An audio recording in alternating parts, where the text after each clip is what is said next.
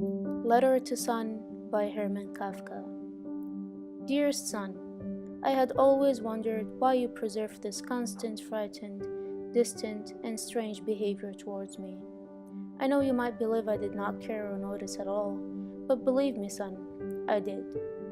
I'm grateful that you had answered my requests in this letter and explained various reasons and events to me. However, although I respect all your emotions and reasoning, son, I think you missed on some of them and neglected other reasons. You blamed me for being the reason behind several incidents and consequences that I have no or minimal control of. Even though you did not state the accusations clearly to me and claim you did not because you may still fear me, I just wanted to clarify reasons and points to you, hoping that they might change the way you observe your past and our relationship. I know deep in your heart you love me, son, no matter how much we had gone through, and I want you to be certain that I loved you back then, I love you still, and I always will. The difference between our personalities might be the reason of the boundary between the two of us. I know I'm an aloof and unaffectionate person, but that does not mean that I don't love you.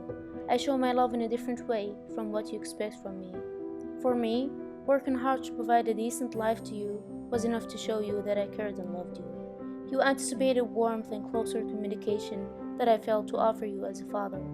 Still, you cannot blame me for this, because this is the way I was raised, just like other fathers in our society.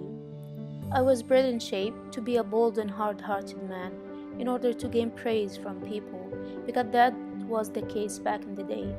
Today, as many values had changed over time, you might perceive it differently from what I did years ago. Nevertheless, my point, son, is although the way I showed you love might be different from what you wanted and you denied to appreciate, deep in my heart, I really love you, and I'm sorry I failed to show you that. You compared me with your mother, which is unjust, son. We were created as parents to serve different roles in the family. You may have not recognized that because you have not experienced it as a father. But the love of a mother is difficult to be compared to the father's. I believe this is true for most families, son. It is not only about me. In fact, my mother loved me differently from my father. You see, son, females are usually more articulate with their feelings, unlike men. You may have experienced this with your girlfriends as well. Women usually show affection and have the ability to express their feelings freely to their loved ones. However, men usually tend to show love by actions rather than words, especially where I was born. Providing good living standards such as a lovely house and good quality food and clothing to your family was the father's duty. Taking care of the children and the house chores was the mother's responsibility, and that might be why you had a stronger connection with your mother, unlike me. Your problem, son, is in the way you perceive and interpret my action. You take them personally and very sensitively. Your siblings did not take my actions as severe as you did. Haven't you thought why? Why your siblings, including Ellie, did not suffer the rest of their lives because of me? Why they did not blame me for everything just like you? Is it entirely my fault or yours? You claim that my way of upbringing is what made your self-esteem the way it is. But if that is true, why did not your siblings suffer from the same, and myself from my father? When I was a child, my parents did not have the greatest parenting method ever, and I suffered from my parents as much as you did, if not more. But still, son, you admitted that you believe I am super powerful and confident despite my upbringing experience. Son, you are weak as you believe, mostly because this is the way you chose to be.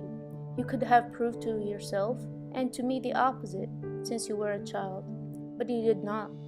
I tried to be tough on you, to make you a strong man, just as my father did to me. But apparently the more I tried, the weaker you got, and my upbringing method failed us. What I want you to understand is, although I admit that I might have been abusive and harsh to you, I am not the only one to blame for your self-esteem. Other factors, higher than me, play an important role in shaping your identity, son. You blame me for being an inadequate father, but have you thought why? What factors I can blame shaping my personality as a father? I grew up in a small village with mostly Czech population and to a Czech mother. My dad, Jacob, treated me brutally, just as you believe I treated you. Nevertheless, I did not blame him for the rest of my life, son. He made me work with him in his business from a very young age, and I do not recall him appreciating it. I did not enjoy my childhood, son. I was treated as a man since I was a young boy. At the age of 14, I left my small village to work in an internet merchant. Then, I joined the military, where I got most of my regimented, less agreeable, and aggressive personality. Serving the military shaped my personality and impacted me lifelong. It taught me to be competitive and more concerned about myself, which might be the reason why you believe I am more into the business than to my family. But son, again, I didn't want you to live the humble life I had as a child of a butcher, which is still a respectful job. I worked so hard so you can live a decent life and never worry or need to work. As you know, son, I came from a relatively low social class. Even when I first wanted to marry your mother, I had to deal with my inferiority to her family. The only thing I could change at the time was my career. I could not change my religion, family, social status, or country of origin. I worked hard in my business in order to be highly respected and admired, which is something I missed in my youth. I understand why you believe I neglected the family in favor of work, but I wanted you to know how important my work is to me and why it is an essential part of my life and success. I suffered in my youth and had experiences that I believe brought me to the man that I am today, and I hope you have considered that before blaming me. I agree, son, that we are both old to start a new life and fix our mistakes, but it's never too late to say sorry. I regret many mistakes that I have done now, but I am always grateful to have you as a son, and that will never change. After all these years, I realized that even though I had many successes in my life, my family was the best thing I have ever done. You cannot understand how depressed I was when we lost your siblings, and how much I regret not treating them better. Now, son, please give me the privilege of forgiving me and have a peaceful life that we can enjoy before we leave. I am sorry, son. Love, Dad.